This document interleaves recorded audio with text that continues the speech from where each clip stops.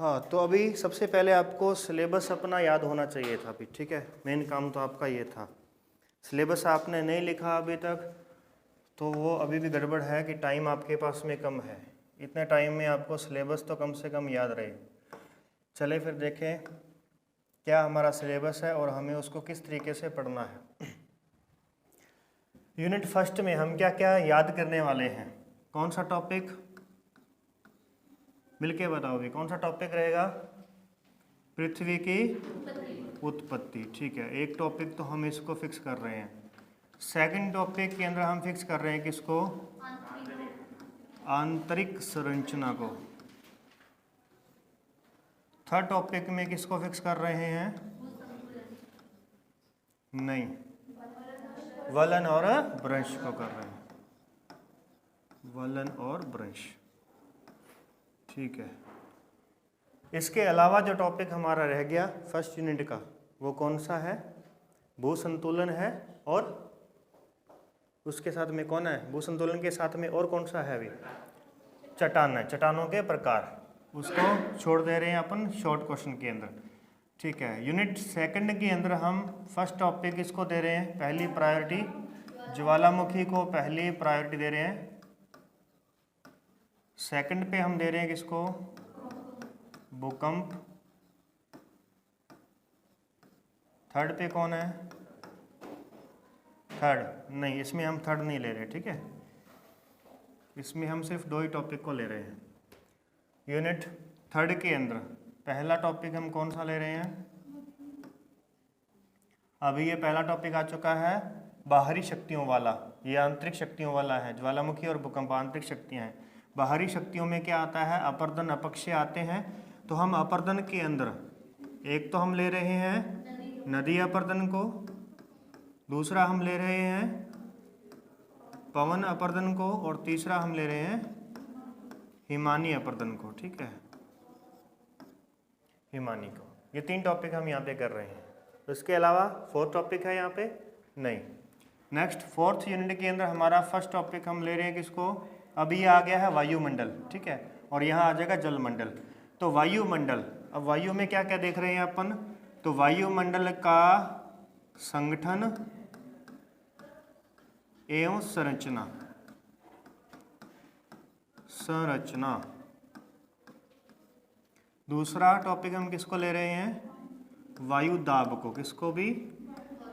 वायु दाब। तो वायु दाब में वायु दाब पेटियां भी आएंगी, पेटियां आएंगी, और प्लस इसके साथ में पवन आएगा भी, ठीक है। पवन के प्रकार, हवाएं कैसे चलती हैं, सेकेंड टॉपिक में। थर्ड टॉपिक इसका दे रहे हैं अपन इसको। थर्ड में कोई पढ़ेंगे यहाँ पे? नहीं, थर्ड में हम नहीं पढ़ेंगे। यहाँ पे यूनिट 5 में पहला टॉपिक हम क्या पढ़ेंगे? नीतल की बनावट। कौन सा भी? नीतल की बनावट। सेकंड टॉपिक हम यहाँ पे पढ़ेंगे ज्वार भाटा, ज्वार भाटा। और थर्ड टॉपिक हम यहाँ पे पढ़ेंगे जलधाराएं, जलधाराएं, ठीक है। कितने हो गए हैं? 3 2 5, 5 और 5 10, 10 और 3 13, ये है आपके सामने, ठीक है ना। ये 13 हो गए।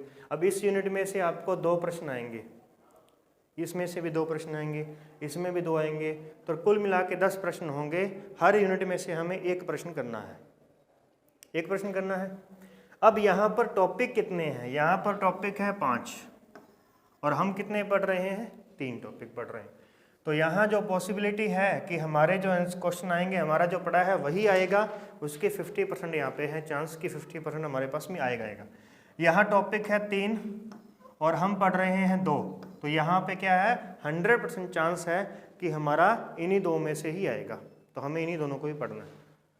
यहाँ पर हमारे पास में टॉपिक कितने हैं? तो यहाँ पर 5 हैं, एक अपक्षय का रह गया और एक भूमिगत अपर्दन का रह गया, ठीक है। और उसमें से कितने पढ़ रहे हैं हम? 3 पढ़ रहे हैं। यहाँ पर भी हमारे पास में कुल मिला के लगभग 4 टॉपिक हैं, 4 से 5 टॉपिक है यहाँ पे 5 टॉपिक है। 5 टॉपिक में कौन कौन सा रह गया? एक तो हमारे पास रह गया है वर्षा और चक्रवात, और एक हमारे पास यहाँ पे रहा है सूर्य ताप और ऊष्मा बजट। सूर्य ताप और ऊष्मा बजट, आओ उनको बोलो अंदर की ओर खोले।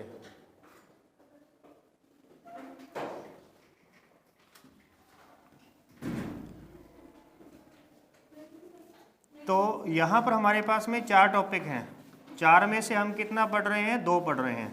ये थोड़ा रिस्की जोन है, लेकिन ये अपने आप में बहुत बड़ी वैल्यू है, समझिए ना।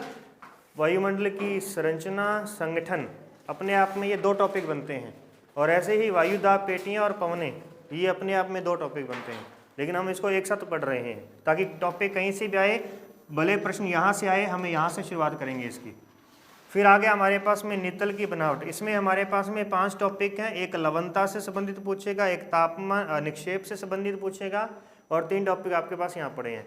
तो वो जो रह गए उनको छोड़ दो, उनके नाम ही नहीं लेने हैं ताकि आप कन्फ्यूज ना हो जाओ, ठीक है।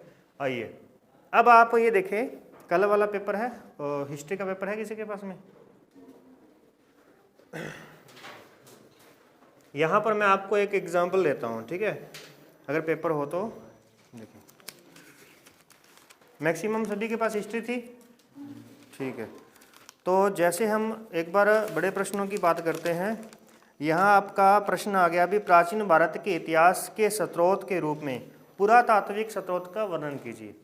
अब मोटे तौर पे आपको जो पढ़ाया गया था, टॉपिक का नाम था कि प्राचीन भारत के इतिहास के स्रोत, इतिहास जानने के स्रोत कौन से हैं, ये टॉपिक बढ़ा दिया। आपने सोचा कि ये टॉपिक आएगा, उठा के करो ना, आपने सोचा कि ये टॉपिक आएगा कि इतिहास को जानने के स्रोत कौन कौन से हैं, तो हम वह लिख देंगे। तो प्रश्न आ गया उसके अंदर की गहराई। तो शुरुआत आपने कहाँ से की? शुरुआत वहीं से करनी है जहाँ से सर ने पढ़ाया था आपको। आपको कहीं नहीं जाना, आपको ये नहीं सोचना कि सर ने जो पढ़ाया था वो तो आया ही नहीं, प्रश्न वहीं से ही आए हैं। बस बात आपको कहाँ से शुरुआत करनी है, जहाँ से आपको क्लास में पढ़ाया गया आपने वहीं से ही लिखना शुरू करना है। फिर उसके बाद में हम बात करें कि हड़प्पा सभ्यता के धार्मिक जीवन की बात करें। अब यहाँ पे धार्मिक पूछा है, तो आपने सोचा कि धार्मिक तो हमने पढ़ा ही नहीं, तो हम क्या लिखें। लेकिन यही गलती कर रहे हो आप कह रहे हो कि सर आपने पढ़ाया वो आया ही नहीं। आप शुरुआत कहाँ से करो, जहाँ से सर ने पढ़ाया था, कहाँ कहाँ पे हड़प्पा है, कहाँ कहाँ के उस पर क्षेत्र हैं, और वैसे लिखते लिखते आप उसके सामाजिक जीवन पे आ जाओ, उसकी आप नगर नियोजन पे आ जाओ। धार्मिक पे भले मत भी आओ, लास्ट में आकर के धार्मिक की 2 लाइनें लिख दो तो भी आपका ये सर्वमान्य है। बात समझ रही है ना आप, कि आपने शुरुआत कहाँ से करनी होती है, शुरुआत वहाँ से करो। फिर उसके बाद में जैसे ऋग्वेदिक काल का सामाजिक जीवन पूछ रहा है, तो आप सामाजिक से थोड़ी शुरुआत करोगे। सामाजिक से शुरुआत करोगे तो आपके पास में 4 ही लाइनें हैं। अब आप अपने नोट्स उठा के देख लेना, सामाजिक जीवन के अंदर आपके पास में 4 ही लाइनें हैं, नोट्स के अंदर भी। तो फिर 4 लाइनों को आप 4 पेज में कैसे लेके लिखोगे? तो क्या तरीका आपके पास लिखने का? शुरुआत ऋग्वेद से करो, उसमें क्या है क्या नहीं है, कितने श्लोक है, कितने दोहे हैं, सब चीज़ उसके अंदर डालो, और लास्ट में आकर के हाईलाइट कर दो सामाजिक जीवन। और उसकी बातें याद हैं तो ठीक है, नहीं है तो थोड़ा बहुत तो आपने पढ़ा ही होगा कि उस समय स्त्रियों को सम्मान दिया जाता था कि नहीं दिया जाता था, ये तो बताया ही था सर ने, ठीक है, ये तो मैं भी सुन रहा था। तो इस तरीके से अशोक के दम आगे सेम टू सेम आपके। अब आगे चले तो बौद्ध धर्म में महायान शाखा। अब आपने महायान शाखा तो एक शाखा है, एक शाखा दूसरी भी है, तो आप उससे पीछे से शुरुआत करो कि वो 2 शाखाएं बनी क्यों, या बौद्ध धर्म की शुरुआत हुई कहाँ से, वहाँ से कहाँ से शुरुआत, गौतम बुद्ध से शुरुआत करो उसकी। आई बात सुनिए। तो अब ऐसे ही अपने को ये स्ट्रेटजी अगर आप 2 एग्जाम में नहीं लगा पाए हो तो इसमें लगानी है। यहाँ पे अपने पास में प्रश्न क्या है, प्रश्न आ गया आपको, मैंने पढ़ा दिया कि पृथ्वी की उत्पत्ति क्या, परिकल्पना को समझाइए, मैंने ये पढ़ाया। प्रश्न आ गया वहाँ पे कि चैम्बरलेन की ग्रहाणु परिकल्पना को समझाइए। अब क्या आप चैम्बरलेन से शुरुआत करोगे? कहाँ से शुरुआत करोगे? उसकी उत्पत्ति से शुरुआत करनी है, उत्पत्ति से शुरुआत करनी है। चैम्बरलेन का टॉपिक अगर आपको बड़ा याद है ना, बाकियों को छोटा कर दो। और अगर आपको चैम्बरलेन का भी 4 लाइन नहीं याद है तो फिर बाकी सबकी पूरी डेफिनेशन लिख के आओ, प्रायोरिटी सभी को बराबर की दो। और अगर आपको जो टॉपिक पूछा गया है वो डायरेक्ट याद है तो भी डायरेक्ट वहाँ से शुरुआत नहीं करनी है। बात समझ में आई ना। अब ऐसे ही पृथ्वी की आंतरिक संरचना है, इसमें आपसे पूछ लिया जाए कि पृथ्वी की आंतरिक संरचना के बारे में रासायनिक वर्गीकरण बताइए। अब रासायनिक वर्गीकरण तो किसने किया था?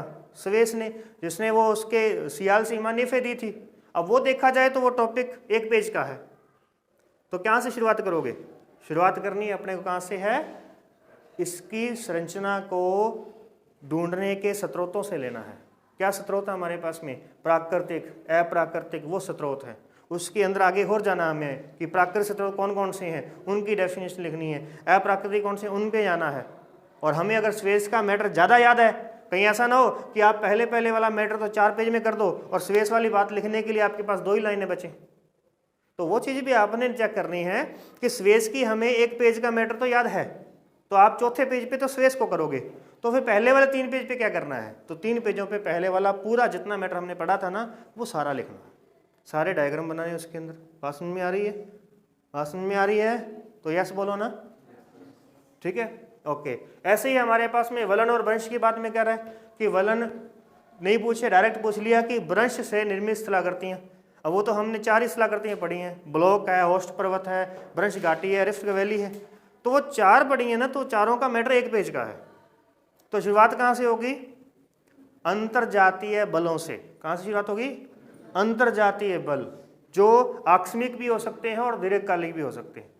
समझिए ना? अब मैंने आपको समझा दिया कि टॉपिक की उसने भले अंतिम पूंछ पकड़ी हो, पूंछ पकड़ के उसने प्रश्न बना दिया एग्जामिनर ने कि आप इसका आंसर लिखो, और उसको भी पता है कि इस पूंछ का सिर्फ 1 पेज का ही आंसर आएगा, तो देखते हैं बच्चा कैसे लिखता है। तो वो यही तो जानना चाहते हैं कि क्या वो सिर्फ उसकी पूंछ तक ही सीमित रहेगा या पूरे हाथी को भी साथ में लेके आएगा। बात समझ में आई ना? तो चलें शुरुआत करते हैं। टॉपिक हमारे पास में आ रहा है पहला, पृथ्वी की उत्पत्ति से संबंधित। अब सबसे पहले हम सिर्फ डायग्राम से ही चलेंगे, थ्योरी वगैरह आपने पढ़ रखी है पहले की। तो शुरुआत करते हैं, कैसे कैसे बनाना है अपने को। सबसे पहले आपने लिखा कि पृथ्वी की उत्पत्ति, और उत्पत्ति के बाद में आपने क्या लिखा? क्या आएगा भाई? द्वैतवाद और अद्वैतवाद, अद्वैतवाद, और इधर आ जाएगा हमारे पास में द्वैतवाद। अब अद्वैतवादी जो थे वो कौन कौन थे? अद्वैतवादी में हमने कितने पढ़े हैं? हाँ, कुछ भी अब बोलो, जो भी है मुंह से निकल रहा है उसको बोलो। क्या है हमारे पास में? कांट, और दूसरा कौन है? लाप्लास है, लाप्लास। अब ये भी ध्यान रखना, अब कांट की बातें कितनी है? कांट की अगर मैं बातें आपको बताऊं कि इसकी उत्पत्ति संबंधी क्या बातें हैं। सबसे पहली बात कि तपत मेघमा, तपत राशि थी एक, तपत वायव्य राशि। बस एक कंफर्म करो कि पहले कौन सा आया था? पहले कौन सा आया था? कांट आया था कि लाप्लास आया था? कंफर्म करो। कंफर्म है, कांट पहले आया था। अब इसको वहां पर जाकर कैसे याद रखना है कि कांट पहले आया था? यहाँ आपको याद है तो वहाँ कैसे याद रखना? एक 1755 का था और एक 1796 का था, ठीक है। तो पहले कौन सा आया था वहाँ जाकर आप कंफ्यूज हो रहोगे। तो इसमें देखते हैं, ये क्या है? के, तो जे के एल कैसे आया था? पहले कौन आएगा? के, और उसके बाद कौन आता है? कंफर्म हो गया, ठीक है। एक का टाइम है 1755 का और दूसरे का टाइम कितना है? 1796। कंफर्म है? चले फिर आगे। अब इसमें कांट में बात करनी है अपने को। इसमें क्या था? उसने तपत वायव्य राशि थी और इसमें उसने कहा था निहारिका है। इसमें क्या थी? निहारिका कही थी, और इसने कहा था तपत वायव्य राशि, ठीक है, तपत वायव्य राशि। इस तरीके से इसने इन्होंने बातें कही। फिर अगली बात इसने कहा कि पहले 9 छल्ले अलग हुए। इसने क्या कहा? 9 छल्ले अलग हुए। और इसने क्या कहा था कि पहले एक अलग हुआ और फिर उसके बाद में से 9 छल्ले अलग हुए, ऐसे करके, ठीक है।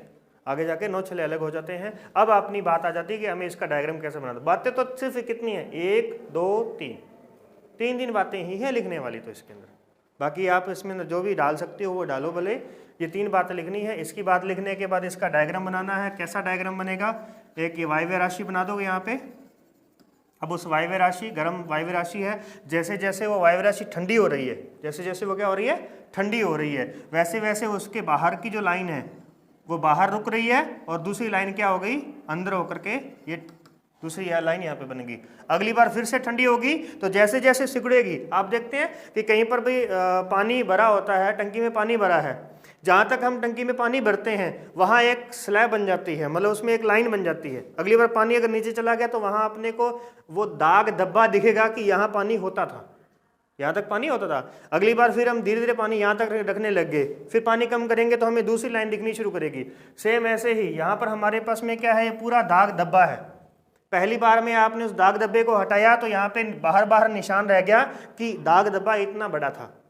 अगली बार और कम हुआ, फिर और दिखने लगा। तो इस तरीके से आपकी एक वायव्य राशि है, उस वायव्य राशि के आपने क्या कर देने हैं, जब वो वायव्य राशि अंतिम स्टेज पर होगी तो उस पर कितने धब्बे दिखेंगे, 9 धब्बे दिखेंगे। कितने धब्बे दिखेंगे, 9 धब्बे दिखेंगे अलग अलग, क्योंकि ऐसा तो है नहीं कि एक ही टाइम में सब कुछ अलग हो गया, तो ऐसे ऐसे कम होता गया। ठीक है, तो पहला डायग्राम आपका ऐसा है कि एक डायग्राम आपने बना दिया पूरा का पूरा, और दूसरा डायग्राम में क्या किया आपने, एक सेंटर में बना दिया स्टार, अपना तारा, कौन सा तारा, अपना सूर्य, और बाहर उसके 9 लाइनें बना दी। ये इसका खत्म होगी कहानी। ऐसे अगले वाले की है, तो अगले वाले में क्या करोगे आप लाप्लास में, उसमें भी एक आपने पहले पूरा का पूरा गैस के बादल बनाने हैं, और बादल बनाने के बाद में पहले एक छल्ला अलग होगा और फिर उस एक छल्ले के बाद में आप तीसरा स्टेप लेंगे, इसके बाद में ये स्टेप आएगा, इसके बाद तीसरा स्टेप लेंगे, उसके अंदर भी पहले ये बना करके ऐसे ऐसे आपने इसमें बना देना। और ये जितनी भी इसमें धूलकण थे ना, इस लाइन में जितने भी धूलकण थे वो एक यहाँ आकर के जमा हो गए। तो ऐसे ऐसे करके उसके अंदर क्या बना देना आप, ऐसे करके यहाँ पे ग्रह बना देना। ठीक है, इस तरीके से यहाँ पे ऐसे ऐसे डॉट डॉट बना देना, थोड़े बड़े वाले बना देना, तो वो क्या क्या ग्रह बन जाएंगे। और छोटे छोटे यहाँ पे पास में छोटे छोटे बना दोगे तो वो उसके क्या बन जाएंगे, उपग्रह बन जाएंगे। तो इस प्रकार से लाप्लास ने कहा कि पहले एक निहारिका थी, और जैसे जैसे ठंडी होती गई वैसे वैसे उसमें से पहले एक छल्ला अलग हुआ, फिर 9 छल्ले अलग हुए, और अंत में जाकर के उन 9 छल्लों का जो संपूर्ण जो पदार्थ था वो एक जगह पे इकट्ठा हो गया, और इस एक जगह पर इकट्ठा होने से वो एक ग्रह निर्मित हो गया। तो इस तरीके से हमारी पृथ्वी की उत्पत्ति हुई है। ये किसका कहना है, लाप्लास का। ये किसका कहना है, कांट का कहना। आगे दूसरे में द्वैतवादी में कौन आएगा, तो आप द्वैतवादी में पहले लिख दोगे द्वैतवाद, कि इसमें एक राशि की बात ना करके दूसरा भी इसमें माना गया है कि इसमें 2 पदार्थ या 2 कोई ग्रह थे जिनसे ये निर्मित हुआ है। तो इसमें पहले आती है हमारे पास में चैम्बरलेन। पहले कौन सा आता है, चैम्बरलेन। चैम्बरलेन व मोल्टन, मोल्टन की ग्रहाणु परिकल्पना। बस आपको इनके नाम याद होने चाहिए, ये वाले भी, बस ये वाला नाम आपको याद होना चाहिए इस तरीके से। पहले हमने क्या लिखा, कांट की वायव्य राशि परिकल्पना एक नाम, उसमें वायव्य राशि थी। लाप्लास में निहारिका पढ़ी तो मतलब लाप्लास की निहारिका परिकल्पना। अब चैम्बरलेन में हम ग्रहाणु पढ़ेंगे, ग्रह के अणु हैं अलग अलग। ठीक है, ग्रह के अणु हैं, उन अणुओं से मिलकर के, अणु जो होते हैं वो परमाणु से भी ताकतवर होते हैं, तो उनसे उसकी शुरुआत होती है। तो इसमें क्या कहते हैं कि पहले हमारे पास में एक स्टार था, एक सन था, एक हमारा सूर्य था। इस सूर्य के पास में से एक भ्रमणशील जो तारा है वो इसके पास में से गुजरता है। एक हमारे पास ये हो गया डायग्राम। इसी में दूसरा डायग्राम हम ऐसे बनाएंगे, इसको ऐसे बंद कर दिया आपने। हिसाब से बनाना है, ज़्यादा बड़ा भी ना हो ज़्यादा छोटा भी ना हो। मतलब एक पेज पे अगर आप एक विद्वान की बात कर रहे हो ना, एक परिकल्पना की बात कर रहे हो, तो उसमें आपके पास में उसको लिखने की और उसके डायग्राम बनाने की जगह होनी चाहिए। एक पेज पे एक परिकल्पना की बात करो, कांट की एक पेज पे, लाप्लास की दूसरे पे, चैम्बरलेन मोल्टन की तीसरे पे, और जेम्स जीन्स की चौथे पे। तो 4 पे ये हो गए, और अंत में जाकर के इसकी सभी को मिक्स कर दो। ऑटोशमिडी को लेना है तो अंत वाले में ले लो, ताकि वहाँ जाकर के सार निकल जाए। किस प्रकार से परिकल्पनाओं से सिद्ध होता है कि पृथ्वी की उत्पत्ति जो है वो अलग अलग परिकल्पना से, अलग अलग पदार्थों से हुई है। बस ऐसा करके आपने खत्म करनी कहानी। चलिए, तो ये हो गया, इसका एक डायग्राम आपने ये बना दिया। दूसरे डायग्राम में आप क्या बनाओगे, यहाँ पे दूसरे डायग्राम में आपने फिर से क्या बनाना है, यहाँ पे सन बनाना है, और अब इस सन से जो स्टार है वो यहाँ पे चला गया। ठीक है, ये स्टार यहाँ पे चला गया है, तो जब स्टार यहाँ से गुजरा तब वो यहाँ से एक पदार्थ को अपनी ओर खींच करके चला गया। ठीक है, इस पदार्थ को यहाँ से खींच करके चला गया और इसी पदार्थ से आगे चल करके क्या बने, इसी पदार्थ से क्या बनते हैं, आगे चल करके ग्रह बनते हैं। तो ये क्या है हमारे पास में फिलामेंट, ये क्या है फिलामेंट। अब इसकी कहानी लिखो, कैसे लिखोगे कहानी, जब आपको डायग्राम याद होगा तब कहानी याद आनी चाहिए। कहानी ये है, चैम्बरलेन और मोल्टन के अनुसार शुरुआत में ब्रह्मांड के अंदर एक सूर्य था और एक भ्रमणशील तारा था। वह भ्रमण करते हुए सूर्य के करीब से निकला। जब वह सूरज के करीब से निकल रहा था तब उसने अपने आकर्षण शक्ति से, अपनी आकर्षण शक्ति से, यहाँ आकर्षण का नाम लेना है, ठीक है ना, यहाँ ज्वारीय बल का नाम नहीं लेना है, यहाँ पे नाम लोगे आप आकर्षण। अपनी आकर्षण शक्ति से सूर्य से कुछ पदार्थों को अपनी ओर आकर्षित किया और जब तक वो पदार्थ अलग हुआ तब तक ये जो भ्रमणशील तारा है वो आगे चला गया। अब अगली लाइन में आप लिखोगे कि अलग हुआ पदार्थ जो है जिसे फिलामेंट नाम दिया गया, उसी फिलामेंट से आगे चल करके अलग अलग ग्रहों की उत्पत्ति हुई है। ये किसका कहना है, चैम्बरलेन और मोल्टन का कहना है। That's clear. इस तरीके से इसकी कहानी समाप्त हुई। अगली कहानी में दूसरे को लेकर के आएंगे। नेक्स्ट का नाम क्या है, जेम्स जीन्स व जेफरीज। जेफरीज की, कौन सी, जेफरीज की, यही ध्यान रखना है, यहीं पे पॉइंट है वो मेन। कौन सी, ज्वारीय परिकल्पना। ज्वारीय परिकल्पना। तो ज्वारीय शब्द यहाँ पे आ गया ना, तो इसमें आपने उस भ्रमणशील तारे की ज्वारीय शक्ति को यहाँ पे लिखना है, ठीक है ना। इस बार अपन कैसा बनाएंगे, इस बार अपन कुछ इस तरीके का डायग्राम बनाएंगे कि ये हमारे पास में सन है और ये हमारे पास में स्टार है, ठीक है, दूसरा भ्रमणशील तारा है, स्टार हो गया, और इसमें से क्या कर रहा है, ये कुछ पदार्थों को अपनी ओर आकर्षित कर रहा है, कुछ पदार्थों को अपनी ओर आकर्षित करेगा। पहले वाले में हल्का हल्का पदार्थ आप बनाओगे और दूसरे वाले में, दूसरा वाला जो डायग्राम बनाएंगे अपन, ठीक है, उसमें प्रॉपर इस तरीके से आपने ये बना देना। अब ये इस तरीके से, अब आपने यही याद रखने हैं, बस ऐसे ही बना करके आने हैं जितने यहाँ पे बताए जा रहे हैं आपको। ये बना दिया, ये यहाँ पे स्टार ही बना दो इस तरीके का, तो ये हमारा सन हो गया, ये दूसरा स्टार हो गया, ये फिलामेंट हो गया, इसका नाम भी क्या है, फिलामेंट। इसमें एक स्टेप आपने और बनाना है, कौन सा वाला स्टेप बनाना है, ये बनाओ स्टेप, ये सन है और इसमें ये बनाओ,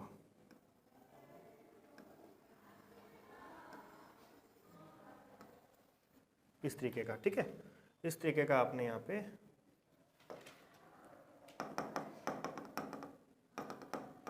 ये ऐसे करके इस तरीके से बनाना है, आगे से स्टार भी बनाना है।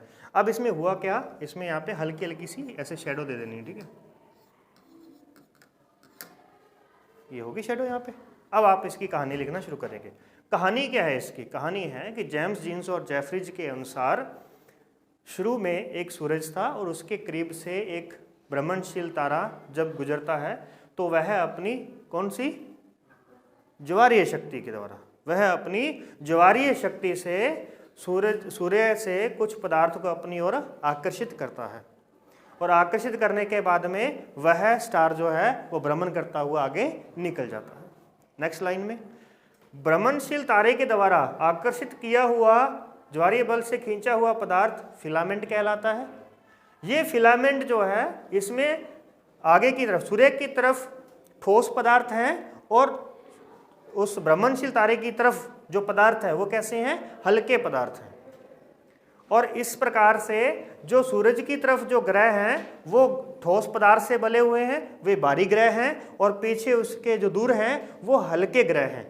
अतः यहाँ से सिद्ध होता है कि ये ज्वारीय परिकल्पना जो है वो पृथ्वी की उत्पत्ति के बताने में क्या है, समर्थ है। इस तरीके से आपने इसकी ये कहानी लिखनी है। और वास्तव में है भी क्या, वास्तव में अगर देखा जाए ब्रह्मांड के अंदर जो हमारे 8 ग्रह हैं, उन 8 ग्रहों के अंदर क्या है, बुध सबसे छोटा है, फिर उसके बाद में है हमारे पास में शुक्र है, पृथ्वी है, बीच में सबसे बड़ा है। बीच में कौन सा है, सबसे बड़ा ग्रह है बृहस्पति, और फिर दूसरी तरफ जाएंगे तो फिर से हमारे पास में क्या होते जाएंगे, छोटे होते जाएंगे। तो आप नीचे इसमें लिखोगे कि इसके मत क्या है, ठीक है, इस परिकल्पना के मत, इसके क्या मत निकले या पक्ष में, इसके पक्ष में मत, परिकल्पना के पक्ष में मत, क्या क्या मत निकले। पहला, इससे एक तो आकार सिद्ध हुआ, क्या सिद्ध हुआ, आकार, ग्रहों का आकार जो है इस परिकल्पना से सिद्ध होता है। क्यों सिद्ध होता है, क्योंकि आकार देखो यहाँ छोटा है, बीच में बड़ा है, फिर छोटा है, और ये वास्तव में भी है और इस परिकल्पना में भी बताया गया है, तो मतलब सिद्ध हो गया।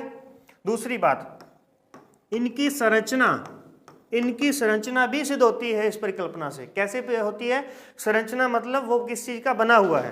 तो जो इधर सूरज की तरफ जो ग्रह हैं वो ठोस पदार्थ के बने हुए हैं, और जो दूसरे तरफ ग्रह हैं वे गैसीय ग्रह हैं। वे कैसे ग्रह हैं, गैसीय, गैस पदार्थ से बने हुए हैं। तो अतः संरचना भी इससे क्या होती है, सिद्ध होती है। तो इतनी बात इसकी भी सिद्ध होगी, ये कहानी खत्म हुई।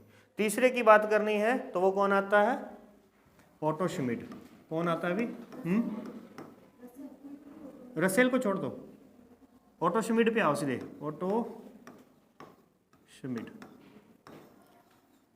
ओटो श्मिड की जो परिकल्पना है वो कौन सी है, अंतरतारक परिकल्पना है। कैसी है, अंतरतारक। इसमें मैं आपके ना सिर्फ दो पे ज्यादा फोकस कर रहा हूं, उधर भी दो पे, कांट और लाप्लास, क्योंकि एक ने तो वायव्य राशि कही है, दूसरे ने निहारिका कही है। इधर भी दो पे फोकस करना है, क्योंकि एक ने ग्रहाणु परिकल्पना कही है और दूसरे ने ज्वारीय परिकल्पना कही है। ग्रहाणु में आपने आकर्षण शक्ति का यूज करना है और ज्वारीय में आपने ज्वारीय शक्ति का यूज करना है, ठीक है। ओटो श्मिड की कैसी है, अंतरतारक परिकल्पना है। इसके कहने के अनुसार पहले क्या था, एक क्या थी हमारे पास में भी, मिल्की वे था, मतलब एक आकाश गंगा थी। क्या थी हमारे पास में, एक आकाश गंगा थी। अब आकाश गंगा जो होती है वो हजारों अरबों तारों से मिलकर के बनती है, पहली बात। तो इसका मतलब यहाँ पे द्वे की बात तो है ही नहीं, द्वे से भी बहु की बात हो रही है यहाँ पे, ठीक है। तो द्वे में दो ही नाम आते हैं, मेन आपके दो ही नाम आते हैं, चैम्बरलाइन वाला और उधर दूसरी तरफ से ज्वारीय वाला। अब देखिए कहता है कि भी यहाँ पे एक आकाश गंगा थी, इसको आप नाम क्या दोगे, आकाश गंगा, आकाश गंगा। तो ये हमारी एक आकाश गंगा थी। इस आकाश गंगा के अंदर एक भ्रमण करता हुआ जो तारा है वो इस आकाश गंगा में एंटर किया। अब केंद्र की ओर जब तक वो तारा गया तब तक तो उसकी गति तेज थी, ठीक है, क्योंकि केंद्र अपनी ओर खींचता है। केंद्र के पास में भी क्या होता है, गुरुत्वाकर्षण होता है। तो ये क्या किया इसने भी, अपनी ओर खींचा, और फिर उसके बाद में वो केंद्र से बाहर नहीं जा पाया। केंद्र से बाहर ना जा करके फिर उसने क्या कर दिया, केंद्र के ही चारों ओर चक्कर लगाना शुरू कर दिया। याद रहे हमारा जो सूरज है वो भी चक्कर लगाता है, बात समझ में आई। हमारा जो सूरज है वो आकाश गंगा के केंद्र के चारों ओर चक्कर लगाता है। तो चारों ओर चक्कर तो तभी पॉसिबल है जब वो पदार्थ अगर पहले से यहाँ पे है तो भी ठीक है, नहीं तो इस परिकल्पना के अनुसार, अंतरतारक के अनुसार ये बात सिद्ध हो रही है। क्योंकि अब तक तो किसने, जो ज्वारीय परिकल्पना थी, ग्रहाणु थी, अब तक वो क्या कह रहे थे कि सिर्फ ग्रह ही चक्कर लगा रहे हैं, ग्रह जो है वो सूरज के चारों ओर चक्कर लगा रहे हैं। लेकिन अब ये जो कह रहा है ये सूरज को भी चक्कर लगवा रहा है, किसके चारों ओर, आकाश गंगा के केंद्र के चारों ओर चक्कर लगा रहा है, और जो कि वास्तव में है भी। तो यहाँ पर देखें, एक तो जो सूरज है वो चक्कर लगा रहा है इसके चारों ओर। अब इस सूरज ने जो भी इस पदार्थ खींचा था, जब वो सूरज यहाँ से जा रहा था, जो वो तारा यहाँ से जा रहा था, उस तारे ने इस रास्ते में आने वाले जो भी पदार्थ थे, हल्के फुल्के पदार्थ थे, उनको अपनी ओर खींचा था और अपने पीछे लगा लिया। आगे आगे चलता गया, पीछे पीछे उसकी पूंछ चलती गई। आपने देखा होगा जैसे धूमकेतु होता है उसके पीछे भी पूंछ होती है ना, तो उस तरीके से सूरज चलता गया, पीछे पीछे उसकी पूंछ आती गई। अब उस पूंछ के अंदर जो सूरज की तरफ का जो पार्ट था वहां पर तो बाडी पदार्थ था, और जो बिल्कुल पीछे का जो पदार्थ था, जो पूंछ का पिछला सिरा था, वहां पे क्या थे, गैस के कण थे थोड़े बहुत। तो इसी तरीके से इस परिकल्पना के आधार पर क्या क्या सिद्ध हो जाता है। पहला, केंद्रीय वेग, केंद्रीय वेग अगर याद ना रहे तो आपने सीधा सीधा यहाँ पे लिखना है कि सूर्य आकाश गंगा केंद्र के चारों ओर चक्कर लगाता है, चारों ओर चक्कर लगाता है। ये बात क्या होगी भी हमारे पास में सिद्ध होगी। पहली बात ये होगी हमारे पास में। दूसरी बात क्या आ गई, ग्रहों की दिशा, ग्रहों की दिशा, ग्रहों की संरचना। देखो संरचना भी होगी कि नहीं होगी, संरचना होगी क्योंकि आगे भारी पदार्थ और पीछे क्या है, हल्का पदार्थ है। संरचना भी हो जाएगी, दिशा भी होगी, संरचना भी होगी और आकार भी हो गया। क्या हो गया, आकार भी हो गया। तो ये लगभग इसने सारी बातें इसमें कर दी कि ये फिक्स है कि इस तरीके से पृथ्वी की उत्पत्ति जो है वो हुई है। तो ऐसा करके आपने ये 5 आपको मैंने परिकल्पना बताई है। हर पेज पे एक परिकल्पना लिखो अच्छी तरीके से, उसकी कुछ बातें और भी जोड़ करके जाओ यहाँ से, ठीक है ना। चलिए आगे बढ़ते हैं। टॉपिक आता है हमारे पास में सेकंड। इसमें चर्चा का विषय बताओ कौन सा है। इसमें हमारे पास में कोई चर्चा का विषय जिस पे कोई चर्चा हमें वापस से करनी हो। पहले सबसे पहले आप इस तरीके से अद्वैतवाद द्वैतवाद का यहाँ पे लिख दो। पहले पेज पे तो आपके ये भी आ सकता है, एक तरफ आप कांट लिखो, कांट के नीचे उसकी 2-4 बातें यहीं पे लिख दो, यहीं पे लिख दो। कैसी ऐसी ऐसी बातें लिख दो। 1755 कहाँ का था, ये जर्मन का था कि फ्रांस का था, वो देख लेना कहाँ का। जर्मन का है कांट, ठीक है। तो कांट की लिखो कि ये 1755 में आया था, ये जर्मन का था, इसने तपत वायव्य राशि के बारे में कहा था और इसने 9 छल्लों के बारे में कहा था। बात होगी इसकी। फिर दूसरे नंबर पे लिखो लाप्लास, उसकी 4 लाइनें लिख दो। यहाँ चैम्बरलिन, द्वैतवाद के नीचे चैम्बरलिन लिखो और जेम्स जीन्स लिखो, उनकी लिख दो, ठीक है। तो ऐसे करके आप इस पेज को भर दिया आपने, पहले पेज को भर दिया। दूसरे पे जब गए फिर से उनकी बातों को रिपीट करो, लेकिन अगली बार कहानी बना करके। अगली बार जब लिखो तो कांट की आपने शुरुआत की, डायग्राम बनाया, इस तरीके से डायग्राम बनाया, उसकी पूरी कहानी को बयां किया यहाँ पे, और इस तरीके से आपने एक ही चीज़ को आपने 2 बार यूज़ कर लिया, तो एग्जामिनर नाराज नहीं होगा, ठीक है ना। वो उसको क्या होगा, पहला पेज उठाते ही उसको पहले से ही पता चल जाएगा कि इसको अंदर की सारी बातें पता है। और फिर अगले पेज पे गया, उसने देखा डायग्राम भी है, मतलब 10 में से 10 आई। बस नहीं, ऐसे अपने को स्ट्रेटजी यूज करनी है। चले फिर आगे बढ़ते हैं। हर एक का डायग्राम याद रखो, डायग्राम बनाया करो साथ साथ में, फटाफट। डायग्राम से ही अपने को कहानी लिखनी है, कहानी से डायग्राम कभी नहीं निकल के आएगा। कहानी कोई भी पढ़ लो, डायग्राम नहीं आ सकता। आप पहले सोचो, कई बार होता है ना कि अपन कोई फिल्म अपनी तरफ से कोई कहानी बनाते हैं, जो राइटर होते हैं ना, लिखने वाले जो कहानी लिखते हैं, वो कहानी ऐसा नहीं कि पहले कहानी लिखेंगे और बाद में लिखेंगे, नहीं, उनके हर टाइम कोई ना कोई कहानी चल रही होती है दिमाग में, और वो उस कहानी को लिखते लिखते रहते हैं, और फिर कहानी लिखी बाद में जाती है। मतलब थ्योरी बाद में होती है, प्रैक्टिकल हमेशा पहले होता है। चलिए आगे। नेक्स्ट आता है टॉपिक सेकंड। सेकंड टॉपिक में आता है हमारे पास में पृथ्वी की आंतरिक संरचना। आंतरिक संरचना, आंतरिक संरचना में हमारे पास में क्या है, एक प्राकृतिक स्रोत है और एक हमारे पास में अप्राकृतिक। प्राकृतिक में हमारे पास में है उल्कापिंड, उल्कापिंड, ज्वालामुखी और भूकंप। अप्राकृतिक में हमारे पास में है घनत्व,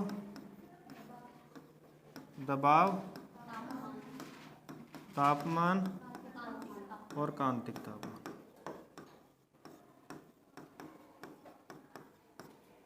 ये हो गया। इतना करने के बाद में पहले पेज पे उल्कापिंड की व्याख्या कर दो।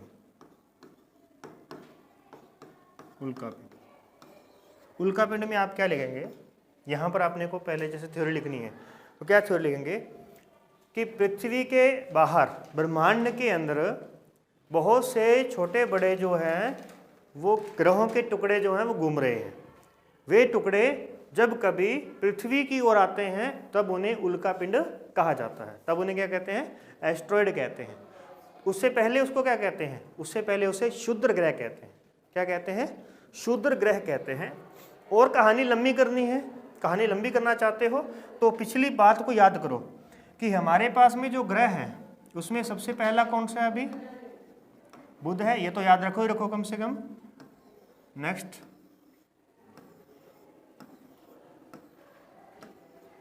कितने हो गए? तो बुध के बाद में यहाँ पे कौन है? शुक्र है, उसके बाद में पृथ्वी है, उसके बाद में मंगल है, फिर कौन सा है? बृहस्पति है, फिर कौन है? शनि है, अरुण है, वरुण है। ये होगी कहानी इतनी। इसमें आप क्या, इसमें एक चीज ध्यान रखना कि ये जो हमारे पास में ग्रह है ना, चारों के चारों, ये कैसे हैं? ठोस हैं। और ये कैसे हैं? गैसीय ग्रह है। तो एक तो हमें इस डायग्राम की सहायता से पहली जो परिकल्पनाएं हैं वहाँ पे काम आएंगी, क्योंकि हमें याद रहेगा कि आगे वाले ठोस भारी पदार्थ से बने हुए हैं, पीछे वाले कैसे बने हुए हैं? हल्के पदार्थ से बने हुए हैं। ये कौन है? इस तरीके से यार ना। अब एक बात हो रहा है, इन दोनों के बीच में ना छोटे छोटे यहाँ पे पूरा क्षुद्र पट्टी का एक बेल्ट है, पूरा का पूरा क्षुद्र पट्टी। यहाँ पे क्या, यहाँ पे क्षुद्र पट्टी। क्षुद्र पट्टी मतलब, क्षुद्र पट्टी क्या है? बहुत से इन ग्रहों के जितना भी पदार्थ उसके साथ में आया था, जो पदार्थ इकट्ठा हो गया वो अलग अलग ग्रह बन गए, अलग अलग सूरज के चारों ओर चक्कर लगाने लग गए। ऐसे चक्कर लगा रहे हैं सारे के सारे अपने अपने बेल्ट में।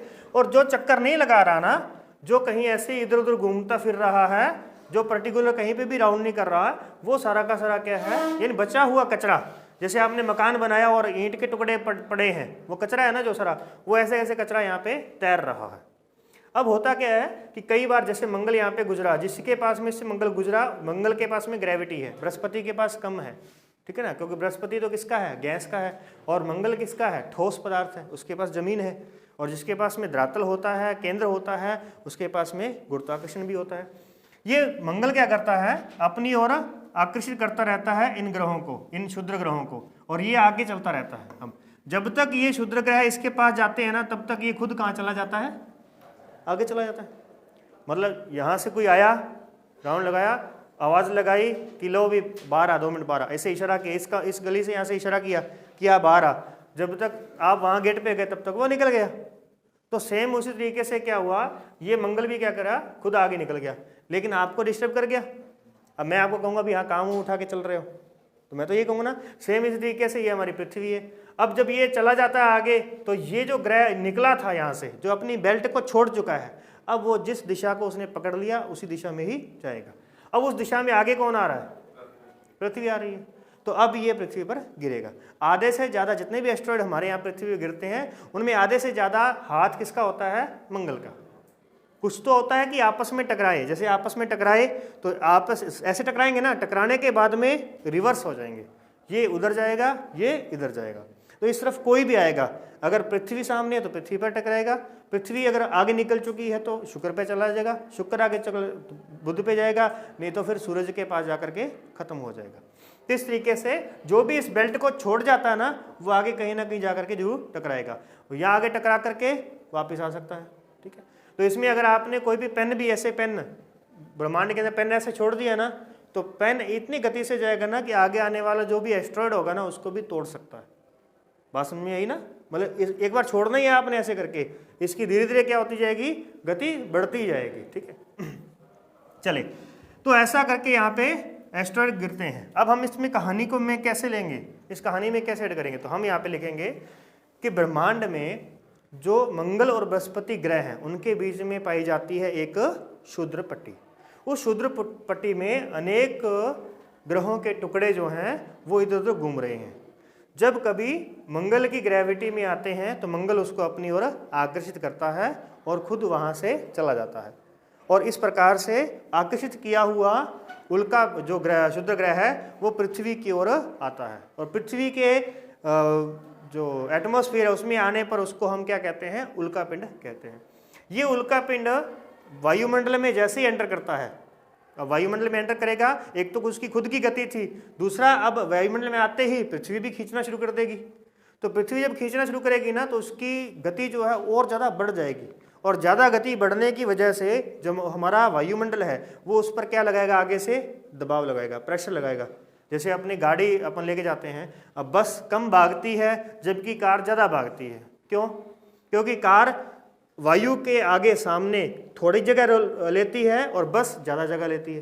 तो ज़्यादा जगह लेने के कारण उस पर फोर्स ज़्यादा लगता है वायु का, इसलिए वो ज़्यादा तेज नहीं भाग सकती, जबकि कार जो होती है तेज भागती है। आपने देखा होगा रेसिंग कार होती हैं वो बिल्कुल ही फ्लैट होती हैं, बिल्कुल ही नीचे ज़मीन के साथ चिपक के चलती हैं। वो क्यों चलती हैं? ताकि उस पर कोई भी आगे से घर्षण ना लगे।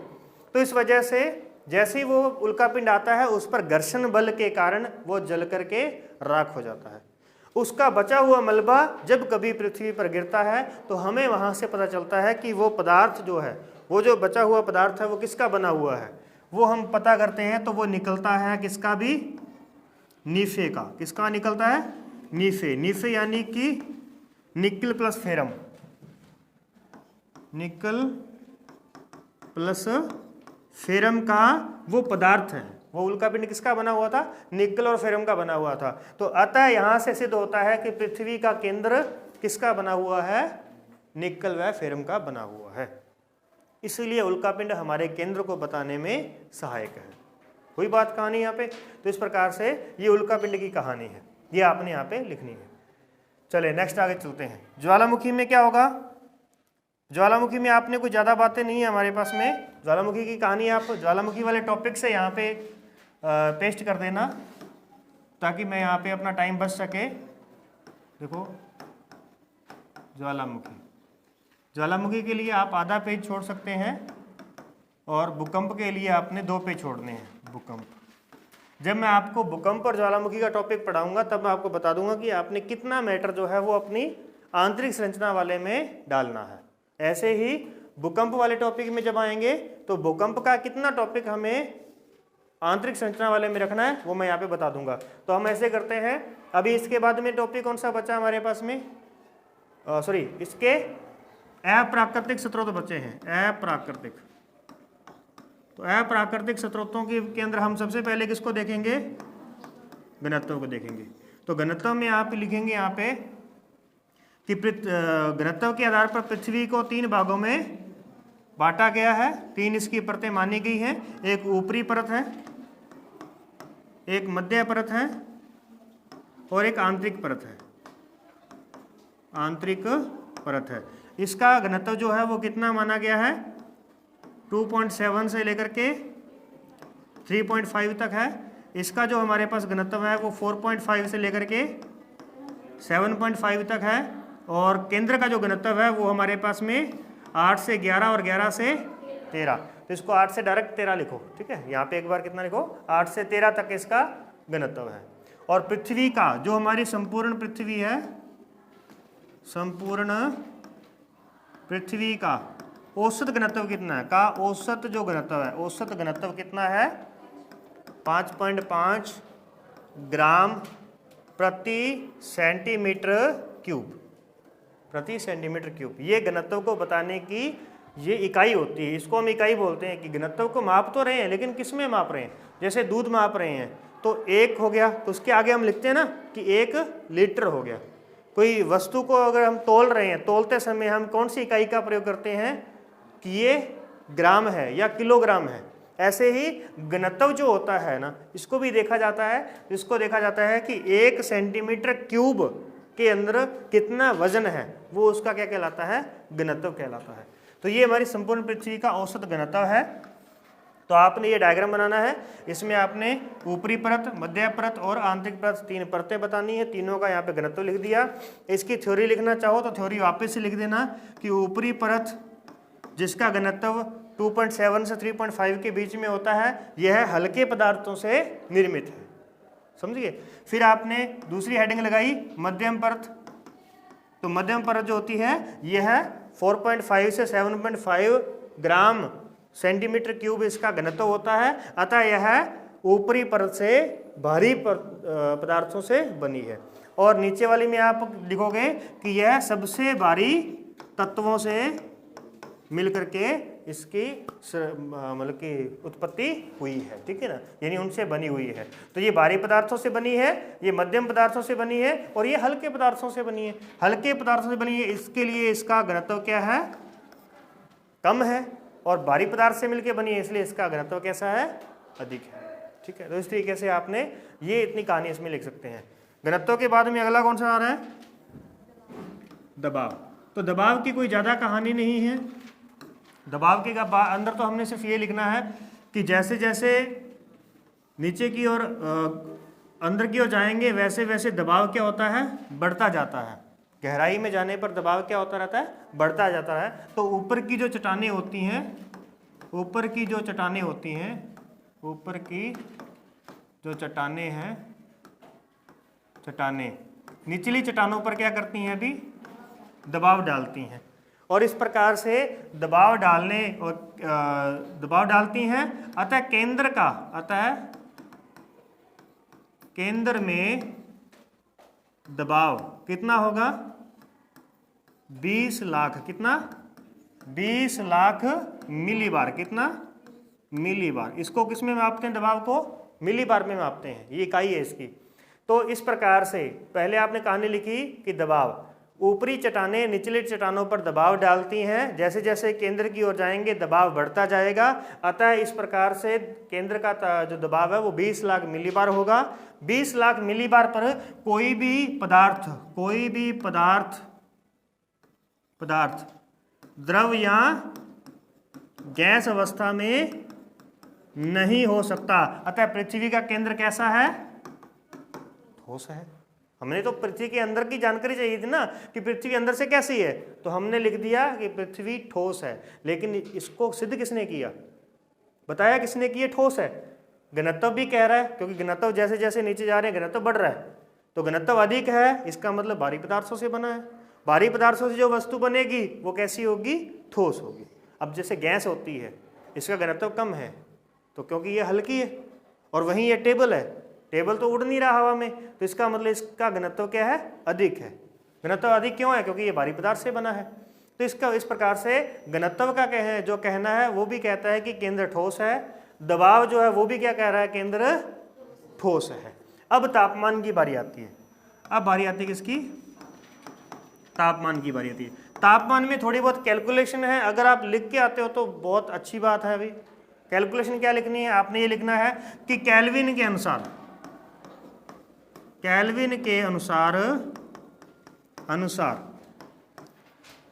गहराई में जाने पर तापमान में वृद्धि होती है।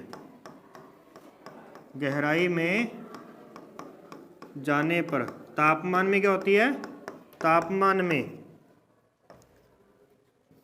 32 मीटर पर 1 डिग्री सेल्सियस की क्या होती है, की वृद्धि होती है। अगर आपको इतना सा आंकड़ा याद है ना, इतना सा आंकड़ा कि पृथ्वी के अंदर जाने पर क्या होता है, अभी 32 मीटर की गहराई पर 1 डिग्री सेल्सियस की वृद्धि हो जाती है।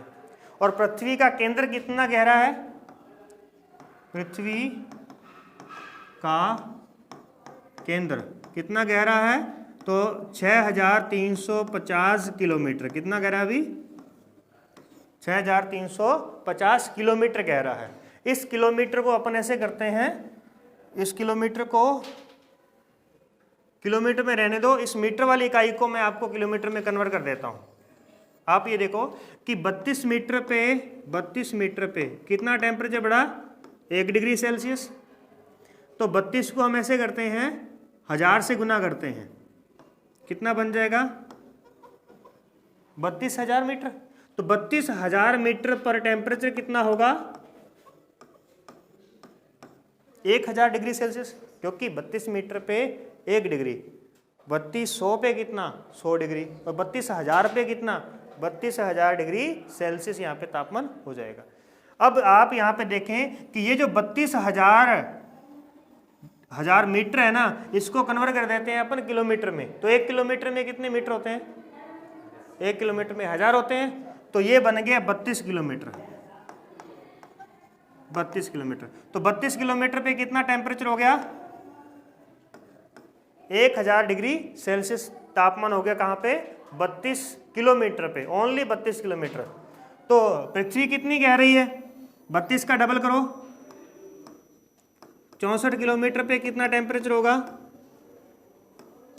2000 डिग्री, क्योंकि 32 किलोमीटर पे 1000 है, तो 32 का नीचे और जाएंगे, डबल जाएंगे तो 1000 और बढ़ जाएगा, तो 64 पे कितना हो गया, 2000 डिग्री सेल्सियस हो गया। अब ये कितना है, इसको मान लो 6400 किलोमीटर, कितना 6400 किलोमीटर मान लो। अब इसको 100 से गुणा करूं तो 6400 हो जाएगा, तो मैं इसको गुणा कर देता हूं 6400, तो 6400 किलोमीटर की गहराई पर टेम्परेचर कितना होगा, इसको 100 से गुणा किया तो इसको भी 100 से गुणा करेंगे, कितना बनेगा 2 लाख डिग्री सेल्सियस, कितना 2 लाख डिग्री सेल्सियस केंद्र का, ये बन रहा है 2 लाख डिग्री सेल्सियस केंद्र का तापमान बन रहा है केल्विन के अनुसार। अतः इस टेम्परेचर पर कोई भी पदार्थ ठोस अवस्था में नहीं हो सकता, क्योंकि ठोस, कोई भी वस्तु को ठोस रहना है, लोहे को ठोस बनाए रखना है तो इसको 150-200 टेम्परेचर से कम ही रखना पड़ेगा, उससे ज़्यादा करेंगे तो धीरे धीरे ये पिघलने लग जाएगा। चलो ज़्यादा से ज़्यादा मान लेते हैं 800-700 पे ये पिघलने लग जाएगा। टंगस्टन है वो 1500 डिग्री पे जाके पिघल जाएगा, लेकिन ये टेम्परेचर तो 2 लाख डिग्री सेल्सियस है, तो इस टेम्परेचर पर तो कोई भी वस्तु ठोस अवस्था में हो ही नहीं सकती। अतः तापमान के अनुसार हम क्या कहेंगे कि पृथ्वी का केंद्र कैसा है, द्रव है। पृथ्वी का केंद्र कैसा है, द्रव है। लेकिन इसी के नीचे हमने क्या लिखना है, आलोचना। इसके नीचे क्या लिखना है, आलोचना। आलोचना क्या हुई कि नवीन गणना के अनुसार पृथ्वी के केंद्र का तापमान कितना है, 3000 से 3500 डिग्री सेल्सियस है, कितना भी 3500 डिग्री सेल्सियस है, यह नवीन गणना के अनुसार इतना टेम्परेचर है पृथ्वी के केंद्र का। अतः केल्विन ने किसका ध्यान नहीं रखा, केल्विन ने रेडियो एक्टिव तत्वों का ध्यान नहीं रखा। अब ये रेडियो एक्टिव तत्व क्या करते हैं, इनका काम क्या होता है, यहाँ नीचे लिख दोगे नोट लगा के, नोट। रेडियो एक्टिव तत्व जो होते हैं, रेडियो एक्टिव तत्व भूगर्भिक ऊर्जा को संवहनीय, कौन सी भी संवहनीय धाराएं, कौन सी होती है संवहनीय धाराएं, जो नीचे से ऊपर की ओर जाती हैं, संवहनीय धाराओं के द्वारा धरातल की ओर स्थानांतरित करती रहती हैं। देखो, सबसे पहले आपने क्या लिखा कि केल्विन के अनुसार 32 मीटर की गहराई पर जाने पर 1 डिग्री सेल्सियस टेम्परेचर में वृद्धि होती है। अब 1 डिग्री सेल्सियस बढ़ रहा है 32 मीटर पे, तो 32 को हम कन्वर्ट कर रहे हैं किलोमीटर के अंदर, तो 32 को हमने 1000 से मल्टीप्लाई कर दिया, बन गया 32,000 मीटर। और 32,000 मीटर लिख लो या उसको 32 किलोमीटर लिख दो, क्या लिख दिया उसको 32 किलोमीटर। तो 32 किलोमीटर पे टेम्परेचर बन रहा है 1000 डिग्री, 64 पे बन रहा है 2000 डिग्री, और 6400 किलोमीटर पे कितना जाएगा 2 लाख डिग्री। अतः 2 लाख डिग्री टेम्परेचर पर कोई भी वस्तु, कोई भी पदार्थ जो है वो ठोस अवस्था में नहीं हो सकता। अतः पृथ्वी का केंद्र ठोस नहीं है। फिर हम नीचे लिखेंगे आलोचना। नवीन गणना के अनुसार पृथ्वी के केंद्र का तापमान 3000 से 3500 डिग्री सेल्सियस माना गया है। ठीक है, तो अगर इतना माना गया है तो फिर केल्विन ने क्या गलती की थी, केल्विन ने जो 2 लाख डिग्री सेल्सियस बताया है उसने क्या गलती की थी। अतः केल्विन ने रेडियो एक्टिव तत्वों का ध्यान नहीं रखा, क्योंकि पृथ्वी के अंदर कहीं ना कहीं रेडियो एक्टिव तत्व पाए जाते हैं। कितनी गहराई पे, 750 किलोमीटर की गहराई पे रेडियो एक्टिव तत्व पाए जाते हैं। तो फिर उनका काम क्या है, तो हम नोट लगा के लिख रहे हैं नीचे, नोट। रेडियो एक्टिव तत्व जो होते हैं वे भूगर्भिक ऊर्जा, नीचे जो ऊर्जा बन रही है उस ऊर्जा को क्या करते हैं, धरातल की ओर स्थानांतरित करते रहते हैं। रेडियो एक्टिव तत्व के अंदर ऊर्जा कैसे चलती है, तो ये देखें, इस तरीके से आप ये डायग्राम वहाँ पे बना सकते हैं। ये आपने लिखा कि 750 किलोमीटर, ऐसे लिखा आपने, फिर आपने यहाँ पे डॉट डॉट लगाया और इसको लिखा हमने कि ये क्या है, रेडियो एक्टिव तत्व, इस पर हमने लिख दिया। और फिर हम लिखेंगे यहाँ से कि ये रेडियो एक्टिव तत्व क्या करते हैं, भूगर्भिक ऊर्जा को केंद्र की ओर स्थानांतरित करते रहते हैं। और ये जैसे जैसे ऊपर जाएंगे ये ऊर्जा ठंडी हो जाएगी, तो ठंडी होने के बाद में ये पुनः कहाँ आएगी, नीचे आएगी। नीचे आने के बाद में अब नीचे आएगी, फिर गर्म होगी, फिर उसको ऊपर ले जाएंगी। तो ऐसा ही हमारे वायुमंडल में होता है और ऐसा ही हमारे भूगर्भ में भी होता है। ऐसा आपने एक चक्र बनाना है। इसको कहते हैं संवहनीय धाराएं। ऊपर की ओर जो ले जा रही है ना, इनको कहते हैं संवहनीय धाराएं। तो संवहनीय धाराओं के द्वारा इसको ऊपर की ओर ले जाती हैं। ये भूगर्भिक जो ऊर्जा है इसको हम क्या लिखेंगे, भूगर्भिक ऊर्जा। भूगर्भिक ऊर्जा, ये जो भूगर्भिक ऊर्जा है, यदि ये भूगर्भिक ऊर्जा ऊपर जाकर के धरातल से टकराती है तो क्या पैदा होगा, कंपन। क्या पैदा होगा, कंपन, जिससे क्या आएगा, भूकंप आएगा। यदि ये भूगर्भिक ऊर्जा धरातल पर जाकर के दरार उत्पन्न करती है, तो फिर क्या आएगा, ज्वालामुखी। फिर क्या होगा, ज्वालामुखी विस्फोट हो जाएगा। ये बस नहीं, अगर ये सिर्फ कंपन पैदा करेगी तो भूकंप आएगा। तो ये वही भूगर्भिक ऊर्जा है। कभी कभी ये ज़्यादा सक्रिय हो जाती है। अब ज़्यादा सक्रिय कहाँ पे होती है, जहाँ जहाँ पे भूकंप आ रहे हैं। भूकंप आने के कारण क्या होते हैं, नीचे से भूगर्भिक ऊर्जा का होना होता है और ऊपर से कोई ना कोई डिस्टर्बेंस होती है, क्योंकि भूगर्भिक ऊर्जा हर जगह पे है। हमारे नीचे भी भूगर्भिक ऊर्जा आ रही है और जा रही है, आ रही है और जा रही है। लेकिन अगर उसके ऊपर का सरफेस, ऊपर की धरातल पर कोई भी डिस्टर्बेंस हुई, कि हमने यहाँ पर बहुत बड़ी बिल्डिंग खड़ी कर दी, इतनी बड़ी बिल्डिंग खड़ी कर दी जितनी दुनिया में और कहीं नहीं है, तो फिर यहाँ पे क्या आएगा, भूकंप आएगा। क्या आएगा, यहाँ पे भूकंप आएगा। और कोई ज़्यादा हमने यहाँ पे डिस्टर्बेंस कर दी, यहाँ से खदानों से हमने पत्थर निकाल कहीं और ले करके, ठीक है, तो यहाँ से हमने हल्का कर दिया, तो यहाँ पर क्या होगा, विस्फोट होगा। वो विस्फोट होगा जो यहाँ पर इसको फिर से बैलेंस करने का प्रयास करेगा। जितना खड्डा हमने यहाँ पे किया होगा उस खड्डे को भरने का वो प्रयास करेगा, क्योंकि पृथ्वी क्या करती है, संतुलन बनाती है ना। तो वो संतुलन बनाने के लिए ये कार्रवाई करेगी। ये चलती रहती है नीचे, भूगर्भिक ऊर्जा हर जगह पे चलती है। हमने एक जगह से निकाली, ऐसा नहीं कि एक जगह से नहीं, क्योंकि रेडियोएक्टिव तत्व ऐसा तो है नहीं कि कहीं एक जगह पे ही है। वो तो हमारी पृथ्वी के जैसे जैसे नीचे जाएंगे 750 किलोमीटर गहराई पर आपको चारों तरफ देखने को मिलेंगे। तो वो तो चारों तरफ है, तो फिर तो वो चारों तरफ ही ऊर्जा को भेज रहे होंगे। तो अगर वो चारों तरफ भेज रहे होंगे तो वो हमारे पास भी आ रही होगी। बस हमारे पास पहाड़ों पर क्या होता है, पहाड़ों पर नदियाँ बहती हैं, नदियाँ पहाड़ों को काट देती हैं, काट के वहाँ पे गार्ज बना देती हैं और उसकी मिट्टी को ला करके कहाँ डाल देती हैं, डेल्टा में। अब मिट्टी कहाँ की थी, पहाड़ों की, चली कहाँ गई, डेल्टा में। तो डेल्टा में तो भार बढ़ गया और पहाड़ों पर भार कम हो गया, इसलिए क्या होगा, भूकंप आएगा। समझिए ना, ये कहानी होती है इस भूगर्भिक ऊर्जा के पीछे। चले, तो ऐसे करके आपने ये इसके तापमान के बारे में ये बात कहनी है। फिर 3000 डिग्री सेल्सियस भी तापमान बहुत ज़्यादा है, तो फिर इसको बैलेंस कैसे करेंगे, बैलेंस करेंगे तापमान और दबाव को एक साथ पढ़ करके। तापमान और दबाव को एक साथ पढ़ते हैं तो इसे क्या कहते हैं, कांतिक तापमान कहते हैं, कांतिक तापमान कहते हैं। अब कांतिक तापमान जो होता है, इसमें तापमान और दबाव दोनों साथ साथ चलेंगे, तो इसमें हमारे पास एक पॉइंट आएगा जिसको हम कहते हैं गलनांक बिंदु। गलनांक बिंदु, यानी इसको पढ़ने से पहले हमें गलनांक बिंदु के बारे में पता होना चाहिए कि वह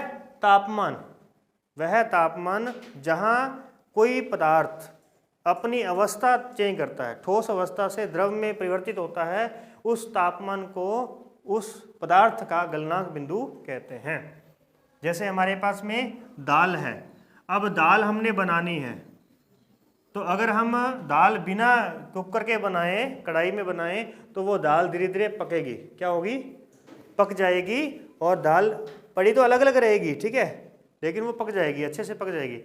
लेकिन अगर अपन उसको कुकर में बनाएंगे तो वो दाल क्या हो जाएगी, गल जाएगी। दाल गल जाएगी, पकेगी तो ठीक है, पक तो उसने एक सीटी में जाना है, लेकिन 3-4 लगा दी तो वो गल जाएगी। इसका मतलब क्या हो रहा है कि गलनांक वो गल गई है, जिस टेम्परेचर पर वो गली है ना वो टेम्परेचर उस दाल का गलनांक बिंदु है। वो टेम्परेचर क्या है? उस दाल का गलनांक बिंदु है। इसीलिए गलनांक बिंदु हर का अलग अलग होता है। तो ये हमारा गलनांक बिंदु है। जब कोई पदार्थ ठोस अवस्था से द्रव में परिवर्तित होता है तो उस पदार्थ को द्रव में परिवर्तित करने के लिए जितना तापमान चाहिए ना वो तापमान उसका क्या है? गलनांक बिंदु है। ये हो गया। अब हम देखते हैं कि हमारी पृथ्वी के अंदर क्या होता है। तो आप यहाँ पे पृथ्वी की 4 लेयर बना करके हम इसको समझेंगे। पृथ्वी की आंतरिक संरचना को हम 4 भागों में बांट रहे हैं, ठीक है। पहली हम बांट रहे हैं, ये 0 किलोमीटर है, ये धरातल है हमारा, ठीक है। ये हमारे पास में कितनी आ जाएगी? 90 किलोमीटर। उसके बाद में 750 पे जाए, 2900 किलोमीटर पे, फिर 5150 और फिर 6350। ये पृथ्वी का केंद्र है और ये पृथ्वी का धरातल है। अब जैसे जैसे हम अंदर की ओर जाएंगे, केंद्र की ओर जाएंगे, धरातल के अंदर जाएंगे, वैसे वैसे तापमान में वृद्धि होगी। तो हम यहाँ पे तापमान को देखने वाले हैं। इस साइड में हम क्या देखने वाले हैं? तापमान को। यहाँ पे कोई भी पैमाना लिख दो, 100, 200, 300, 400, 500, ऐसे कोई भी लिखो चलेगा, कोई दिक्कत नहीं है। इसका कोई रोल नहीं है कि आपको एग्जैक्ट ही याद होना चाहिए। एग्जैक्ट याद हो तो ठीक है। यहाँ से जैसे जैसे हम गहराई में जाएंगे तापमान क्या हो रहा है? बढ़ रहा है। यहाँ जैसे जैसे हम जा रहे हैं गहराई में वैसे वैसे क्या हो रहा है? तापमान बढ़ रहा है और बढ़ता ही जाएगा। तापमान कम नहीं होने वाला। तापमान जैसे जैसे नीचे रहा है बढ़ेगा ही बढ़ेगा। अब तापमान बढ़ रहा है तो इसके ऊपर यहाँ पर दबाव कितना है अभी? इस क्षेत्र में धरातल पर कोई दबाव है? कोई दबाव नहीं है। तो जब तक दबाव नहीं है उसका गलनांक बिंदु, यानी जितना यहाँ पे टेम्परेचर है ना, क्या वो पृथ्वी के धरातल को गला रहा है? पृथ्वी का धरातल हमारा नहीं गल रहा ना, ये तो हम वैसे के वैसे पढ़ा है। इसका मतलब इसका गलनांक बिंदु अभी तापमान से बहुत दूर है। ये हमारा गलनांक बिंदु, यानी कि अगर टेम्परेचर 100 से ऊपर चला जाएगा ना तो हमारा ये धरातल गल जाएगा। तो धरातल क्या हो जाएगा? गल जाएगा। इसका मतलब टेम्परेचर 100 चाहिए, जबकि टेम्परेचर कितना है अभी? 0, 1, 2, 3, 4 चल रहा है। यहाँ पे नीचे 1 डिग्री, 32 मीटर पे जाएंगे ना 1 डिग्री बढ़ेगा, फिर और नीचे जाएंगे तो फिर 2 डिग्री होगा, फिर 3 होगा, ऐसे करके। जबकि चाहिए कितना? इस धरातल को, ऊपर की जो मिट्टी है इसको गलाने के लिए जो टेम्परेचर चाहिए, हमने माना है कि 100-200 टेम्परेचर चाहिए यहाँ पे, लेकिन है कितना? 1 डिग्री। तो जैसे जैसे नीचे जा रहे हैं ऊपर से दबाव की वजह से इसमें आपने एक बात रखनी है गलनांक बिंदु में, तो दबाव बढ़ाने पर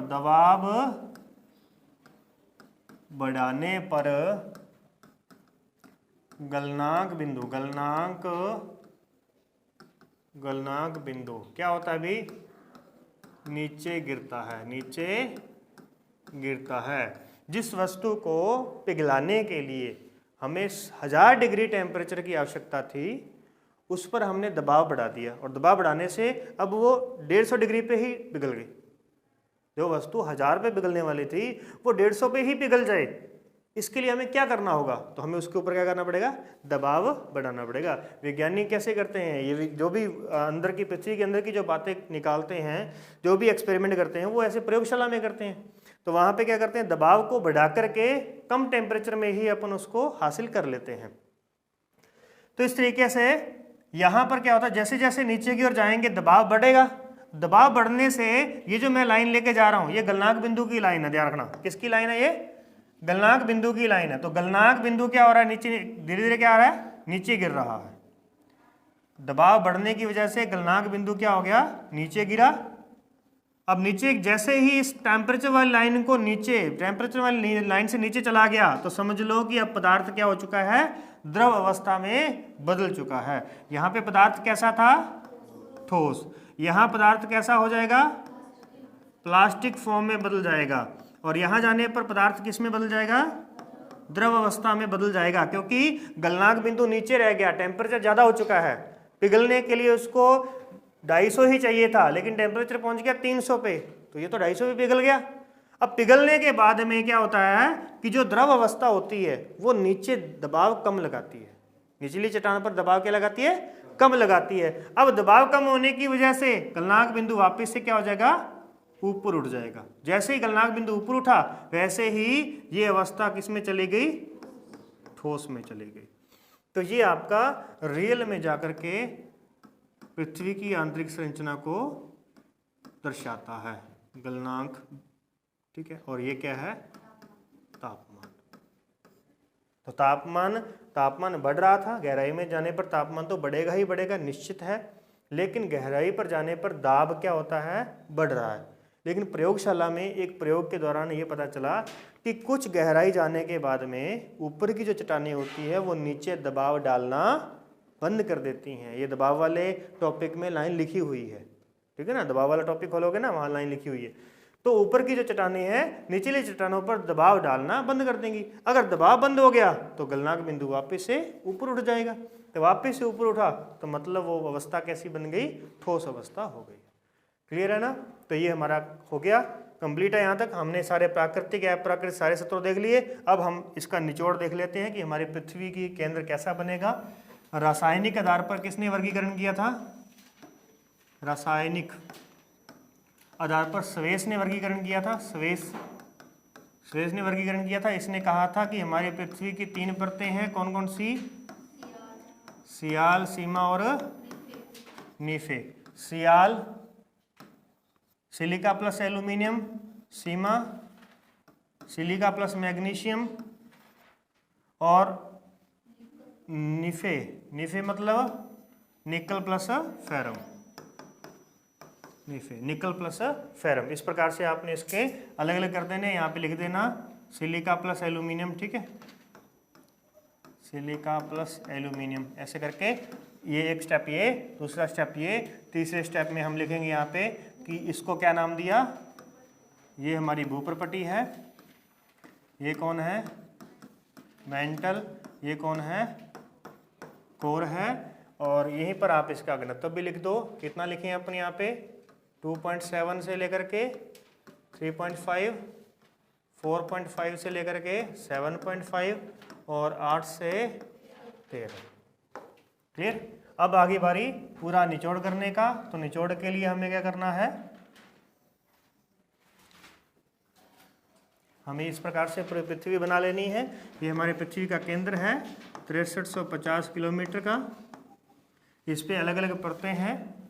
पहले इसकी 3 परतें हैं, जिसमें एक का नाम भूप्रपटी है, दूसरे का नाम मेंटल है, भूप्रपटी, मेंटल और क्रोड, ठीक है। तो ये हो गई क्रस्ट, मेंटल और कोर, ठीक है। इसमें से एक हमारे पास में ऊपरी मेंटल है, एक निचला मेंटल है, एक ऊपरी भूप्रपटी है और एक निचली भूप्रपटी है, और एक ऊपरा कोर है और एक निचला कोर है। इतनी कहानी हुई। इसके बाद में नेक्स्ट, इसके बाद में हम क्या लिखेंगे? ऊपर नीचे वाला लिख दोगे यहाँ पे। क्लियर हुई। अब इसके हाँ किलोमीटर देख लेते हैं। तो ये कितना? 35 किलोमीटर, उसके बाद में 90, उसके बाद 750, 2900, 5150 और 6350, ये हो गया, ठीक है। इसकी फॉर्म कौन सी है? निचली क्रोड की फॉर्म क्या है? ये ठोस फॉर्म में है। और 2900 से लेकर 5150 के बीच में कैसा है? ये देखो, अभी आपने देखा था यहाँ पे 2900 से लेकर के 5150 तक, ये कौन सी फॉर्म में है? द्रव अवस्था में है। तो ये द्रव है। और ये जो है हमारे पास में 90 से लेकर के 2900 के बीच में, ये पूरा का पूरा हमारे पास में कौन सा है? ये प्लास्टिक फॉर्म का है, प्लास्टिक फॉर्म में है। क्योंकि इसके बीच में क्या चलती है? यहाँ पे भूगर्भिक ऊर्जा चलती है। इस वजह से ये नीचे का जो भी टेम्परेचर होता है, यहाँ का जो टेम्परेचर है, उस टेम्परेचर को ये भूगर्भिक ऊर्जा यहाँ तक फैला देगी। तो पूरे में डिस्ट्रीब्यूट किया तो ये पूरी की पूरी परत कैसी बन गई? प्लास्टिक फॉर्म में बन गई, ठीक है। और ये हमारी भूप्रपटी कैसी है? ये हमारी ठोस है। इस तरीके से ये ठोस हो गई। तो नेक्स्ट आगे एक बार और लिख लेते हैं, और कौन कौन सा रह गया अपने पास में।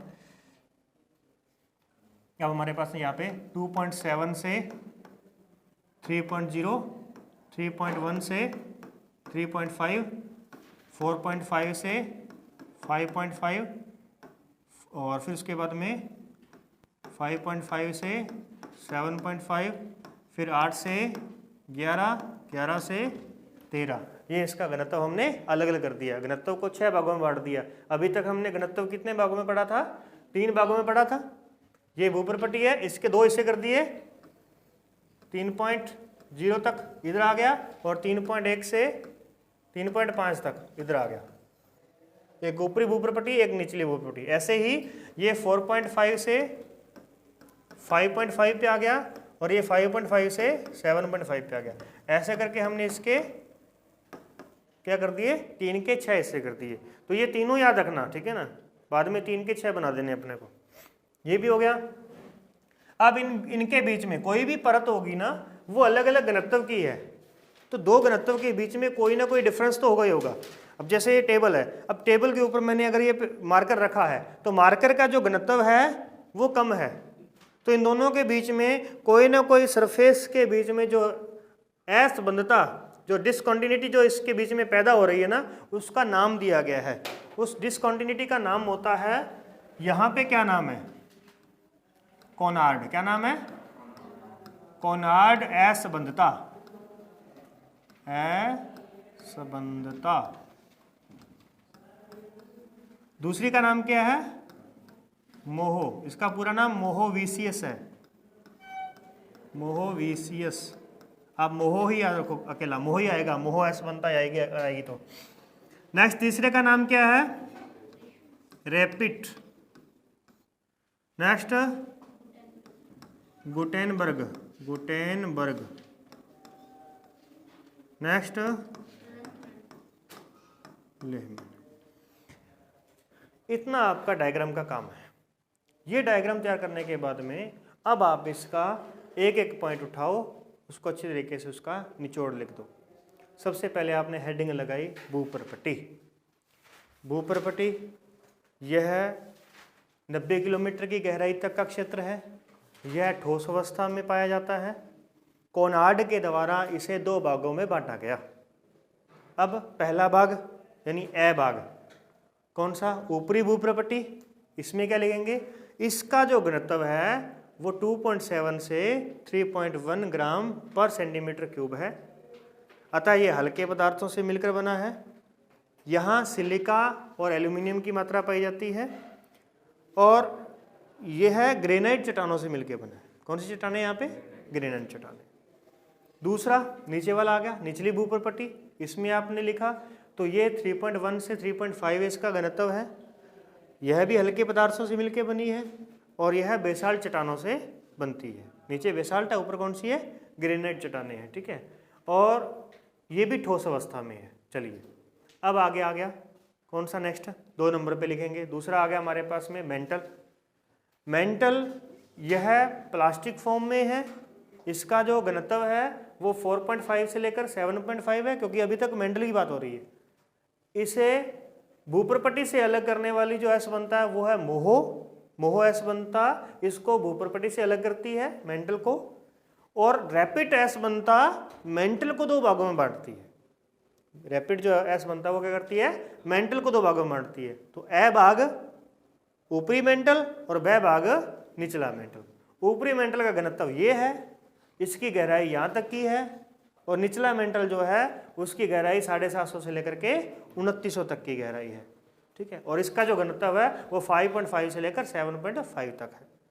यह है प्लास्टिक फॉर्म में है, ठीक है। नेक्स्ट आगे चलेंगे, पॉइंट नंबर तीसरा क्या है? कोर या अंतरतम कहेंगे इसको हम। तो इसमें हम कहेंगे कि क्रोड को मेंटल से अलग करने वाली जो है वो कौन सी है? गुटेनबर्ग। गुटेनबर्ग असंबंधता इसको मेंटल से अलग करती है। इसका घनत्व 8 से लेकर के 13 तक है। यह 2 प्रकार की अवस्था में है, द्रव और ठोस अवस्था में है। इसके बीच लेहमैन असंबंधता आती है जो इसे 2 भागों में बांटती है।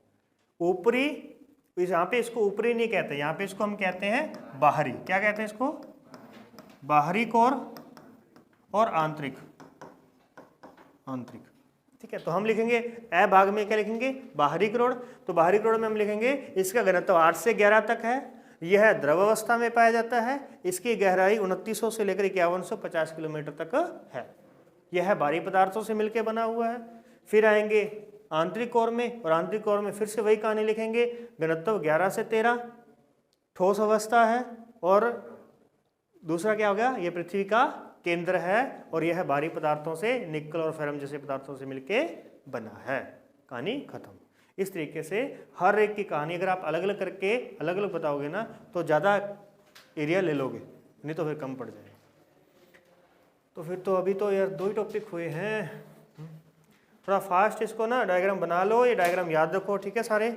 और फिर ऐसे करते हैं, आधे घंटे के ब्रेक के बाद में दूसरी यूनिट के 2 टॉपिक कर लेते हैं, फिर एक कल की क्लास और रखेंगे बस, ठीक है। परसों क्लास नहीं रहेगी, कल की और क्लास रहेगी।